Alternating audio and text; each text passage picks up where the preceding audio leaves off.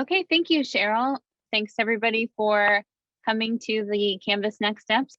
I said this yesterday and I'm going to repeat it today. I just want to echo Cheryl's sentiment about the LTs. Working with the learning technologist in your department is a great use of your time. It's a great resource. And I was thinking about why maybe we feel like that's so important and so beneficial, that maybe some of that context could be missing a little bit and for instructors. And the thing that I keep thinking is you can reuse your Canvas site semester after semester. It's really easy to import a Canvas site from one semester to the next and roll that over once you have it set up the way that you want it.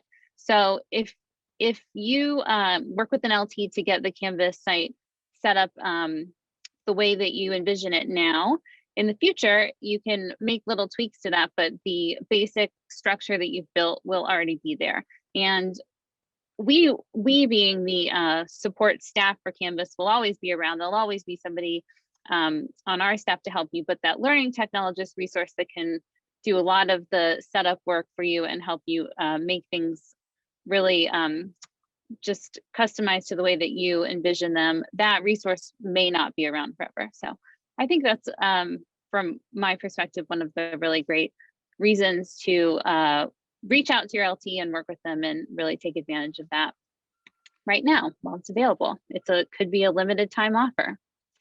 So with that, I'll launch into some Canvas next steps.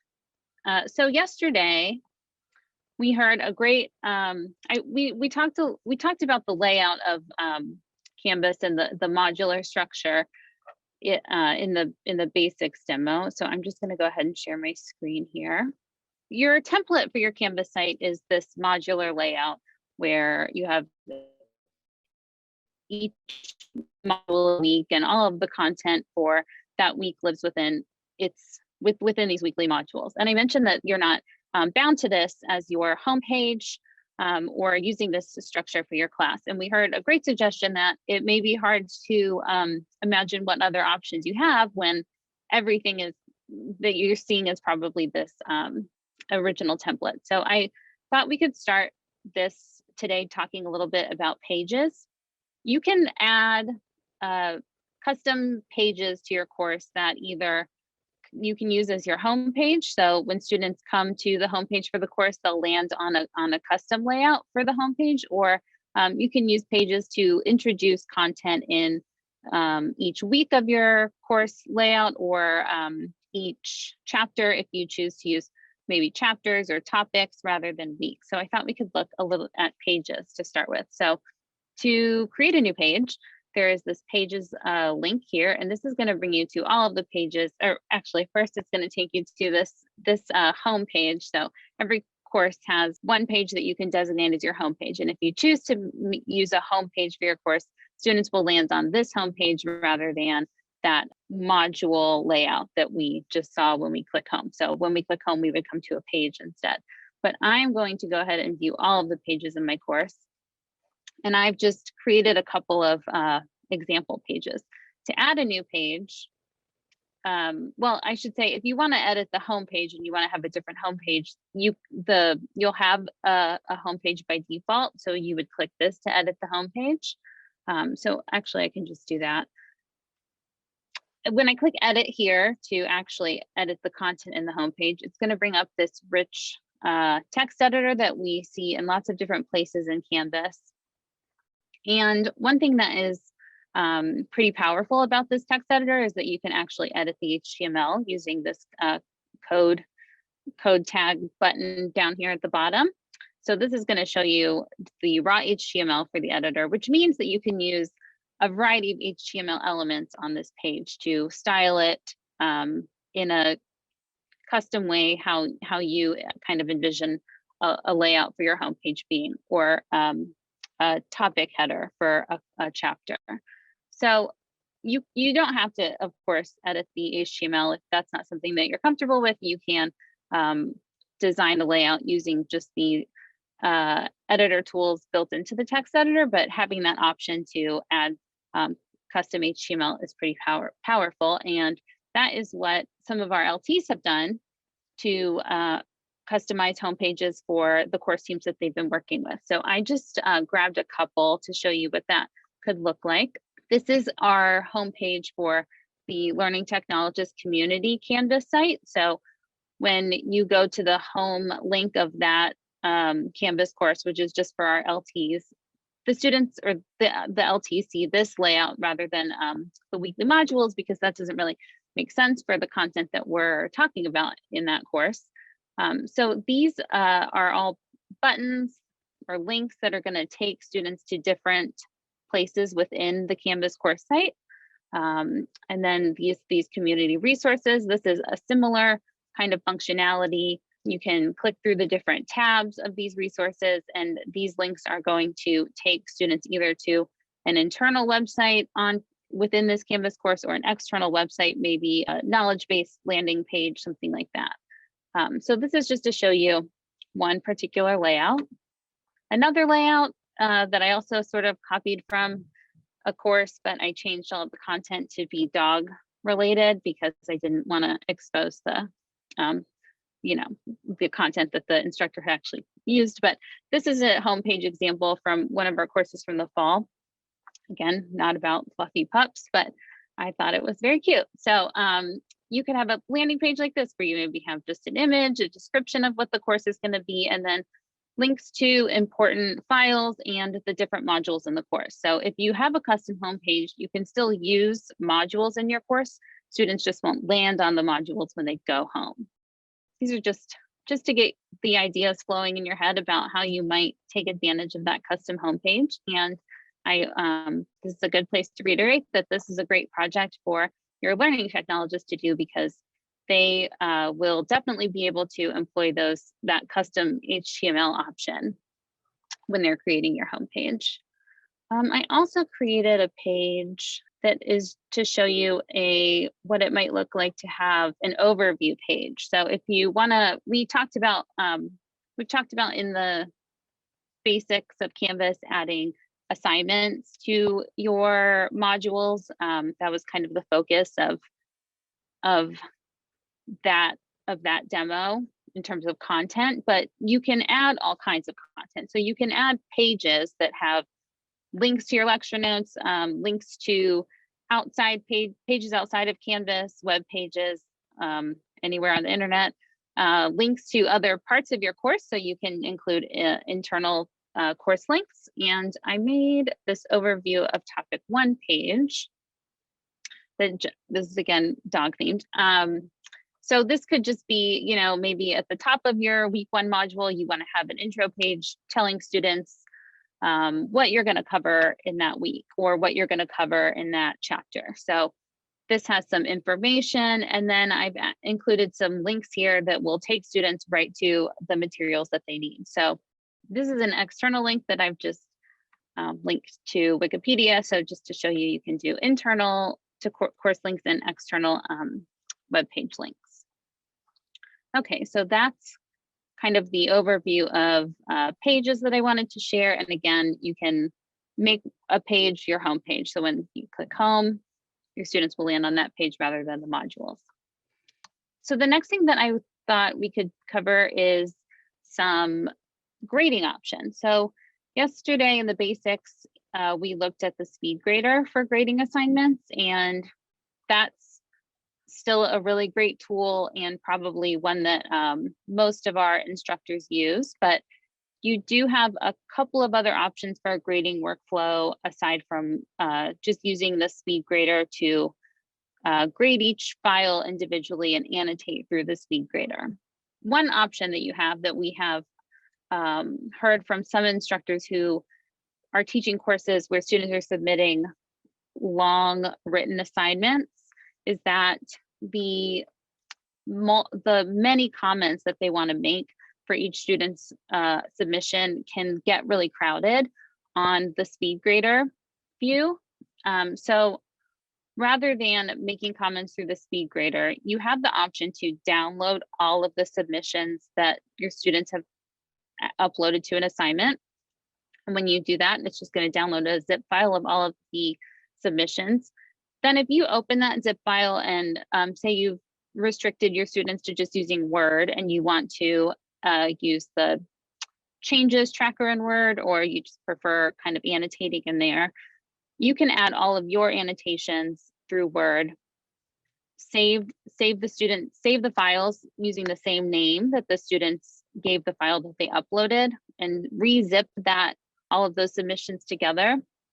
And then when you use this re-upload submissions, as long as the file names still match, the file that you annotated will be attached to that student's what they see as their grade, the comments that you've given them. So that's just a different workflow option, still kind of through this SpeedGrader interface, but where you're commenting and making annotations outside of the SpeedGrader view.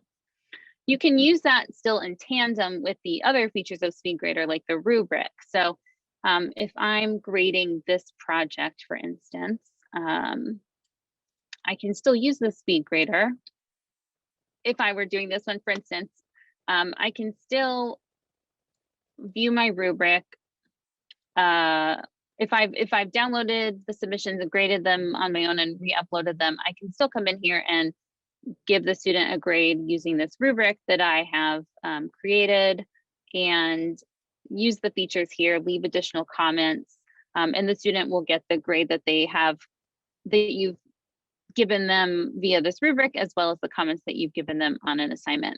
You can also, if you prefer to do kind of like all your students one by one, rather than downloading all of these submissions, grading them, uploading them all as a zip file, and then coming through and doing the rubric part, you can do it all student by student. So you can look at the rubric, download the student submission, and then upload it with your comments through this interface as well. Okay, so that's an alternative workflow using the SpeedGrader. The other grading option that I want to talk about is GradeScope. So we have an integration with a tool called GradeScope that can make grading much easier for some use cases. So we've heard from instructor feedback that many of our instructors who are grading problem sets or exams that are maybe more analytical with more common correct and incorrect answers, really like using the GradeScope tool. There are a lot of benefits to using GradeScope. For one thing, you can grade question by question rather than student by student. So you would grade all of question. If you had a problem set with 10 questions or an exam with 10 questions, you would grade all of question 1, then all of question 2, and all of question 3. And you can split those up also by multiple graders pretty easily with GradeScope. So if you have if you have a big class, lots of people to grade, and you have multiple people helping to grade the assignment, you can split that up amongst multiple graders, and grading question by question rather than student by student is useful for giving just more fair feedback across the entire class. So I've set up a really simple, I'm not going to go through all of the steps of how to set up assignments in GradeScope. It's all documented quite well, but I thought I would just show you what it looks like to grade in GradeScope so you can get a better idea of what I'm talking about. So I have linked my class with GradeScope. I've created one very basic assignment that has one question in it to draw the Lewis structure of CO2. So be prepared to be wowed by my chemistry knowledge. So if I click on that assignment, it's going to bring me to my assignment submissions. So this is the first submission that a student has made to this assignment. And I only had one question, but if I had many questions, they would still be broken down question by question. So I would be going through all of question 1 first. So this student has drawn the Lewis structure correctly. So I'm going to give them, I've made this, set this up so this question is out of 3 points. I'm going to click this button here that shows that it's correct. And I'm going to go on to, so now this student has 3 points. I'm going to go on to my next submission. this student here has forgotten to draw the double bond and also the electron clouds around the oxygen. So I'm going to add a rubric item here showing that they forgot the double bond. I'm going to make that worth, they lose 1 point for that. I'll select that, and then I'm going to add another rubric item that says the student forgot electrons, and I'll make that also minus 1 point. So if I select both of, yep, there we go. Select both of those. Now I can see that the student has lost 2 points here. I'll go to the next ungraded assignment. This student has also forgotten the double bond. So since I've already added that as a rubric item to this problem, I can just select that here, and it's gonna automatically add that note and deduct that point from the student's score. If during the process of grading all of these, I find that most of my students are forgetting this double bond, I might decide I don't want to make that worth 1 whole point off of the score. Maybe I want to change that to just a half a point off. I can change that, and it's going to retroactively apply that change to all of the problems that I've already graded. So if I go back to my previously graded student, in this case it was this student, I can see that that has also been updated here to minus a half a point instead of minus a whole point. So you can also do the rubric in reverse, where you're giving students points for remembering to do things rather than subtracting points from a possible score. You can start at 0 and add points. That's easy to do just using this rubric settings button here. That's kind of getting into some of the finer details. You can also annotate just like we could with the speed grader. So you can leave a text note, you can highlight content. When you're setting up assignments in Gradescope, it has a lot of the same flexibility that you have seen in Canvas, where you can give a release date and a due date, accept late assignments. Those kinds of settings are available in Gradescope. I'm just going to get a drink of water. And one other really nice feature is that the rubric you create, you can use over and over again. So if you are teaching the same class next semester, next year, you can reuse the rubric that you built from a previous year on the same assignment. So that's a really quick demo of Gradescope. There is some complexity. It's not terribly difficult, but there are a few steps to take to sync your roster with Gradescope and create these assignments within Gradescope. But your learning technologist can definitely help you do that. And there's also really great documentation from Gradescope, great step-by-step videos. I actually stole this Lewis structure question from their demo, so I'm not really sure I would have remembered what a Lewis structure was on my own. Okay, so that's just another option for grading. If you like the speed grader, there's no reason that you need to diverge from that. It's excellent. I think it's a great tool, but if you maybe are finding it falling short in some ways, Gradescope is a really great alternative. And again, your learning technologist can definitely help you with that. Okay, so I thought now we can look at a few of the other built-in Canvas features that we sort of highlighted yesterday, but didn't get much of a chance to look at. There are just a couple that I wanted to show. The first is the collaborations tool.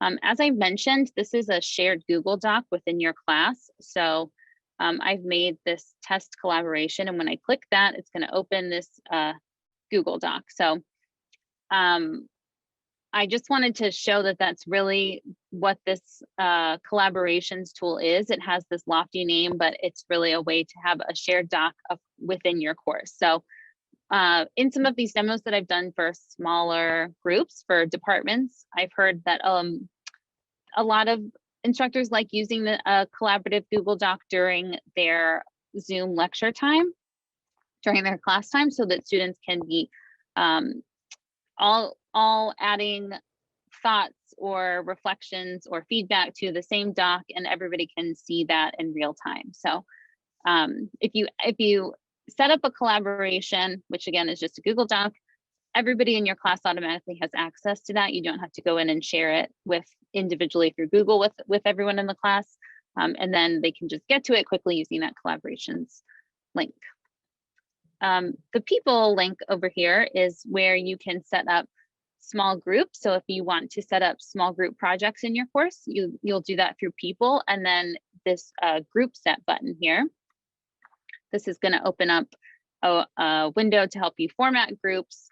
And I've already created a couple, so I'm going to skip over the setup part and just show you what it looks like. So I set up these blog post groups. What's kind of neat about the groups is that it creates a mini version of Canvas, of your Canvas site for the people in these groups. So I can see as the instructor the groups that I've set up, and I can view what is called their group homepage. Students in your class can only view their own group's homepage. So I'm going to click on this to just take a look at what this group homepage even is.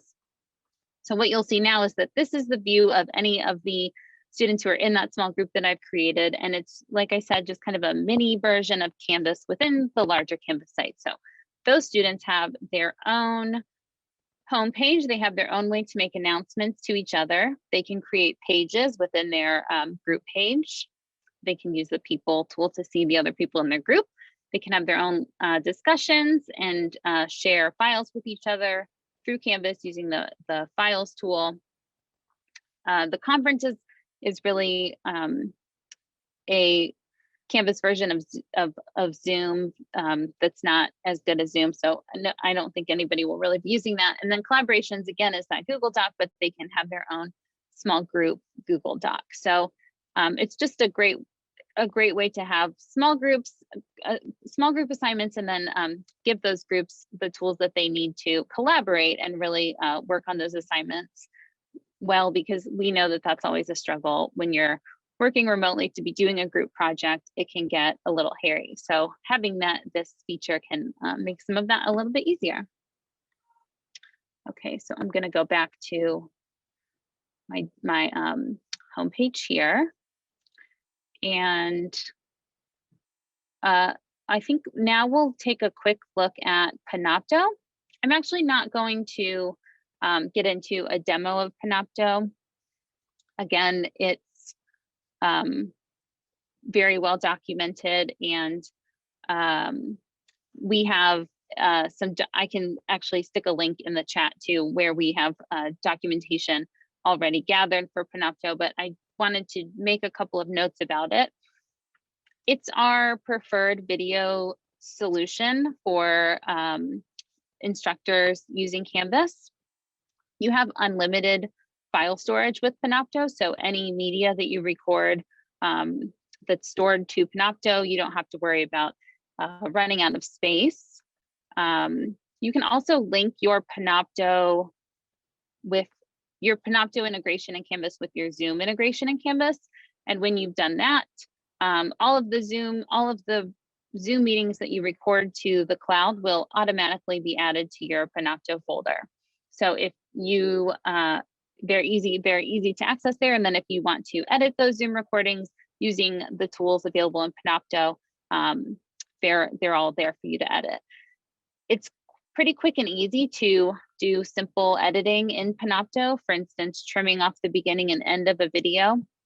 It's quite easy through Panopto, and that's something that I think people would also like to do in their Zoom meetings sometimes when there's maybe an awkward 5 minutes of silence or small talk at the beginning. It's easy to just clip that off using Panopto. Another note about that is in previous semesters, you may have used the record media tool in the content editor to maybe give video feedback or a video message to your students. I can show you what I'm talking about when I say that. I'll just edit this. And so this is just so I can see the rich content editor.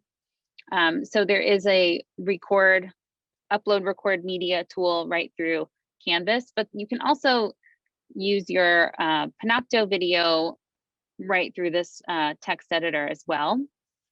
We recommend you do that moving forward rather than using the Canvas recording button, because those videos that you record using the Canvas tool are going to go against your Canvas file storage. And everyone has, I think it's 2 gigs of file storage within Canvas, but you have unlimited file storage within Panopto. So if you're gonna do any kind of recording through Canvas, we recommend that you use the Panopto integration for that. Another update, a little update on Zoom, is that if you haven't updated your Zoom recently, just the Zoom software, they've added the feature of auto captioning during a live Zoom meeting. So you should see that as an option just at the bottom where you see the other Zoom options like share and participants. You'll see an option to add closed captioning once you've updated your Zoom to the latest software release. It's not perfect because it's AI and it's trying to capture in real time, but it is helpful. And that's a question that we've had from some instructors during the fall semester. How do I add live captioning to my Zoom? And that feature is available now. So we're really happy about that. That's all thanks to Zoom. Okay, what is next on my list here? Okay, so a couple of other features of note. We had some questions in the fall from instructors about viewing analytics, viewing student analytics, how students are doing in the course, really how they're doing on assignments. And Canvas has released a new analytics tool. So I'm going to show you where to find that. If you go to settings here on the left-hand side, this is actually how you can find many of the tools that we talked about. If you notice that for instance, you're missing one of these features that I have on the left-hand side, like Panopto or Zoom, it's probably just here in your hidden features area, and you can just drag from here up to the top group that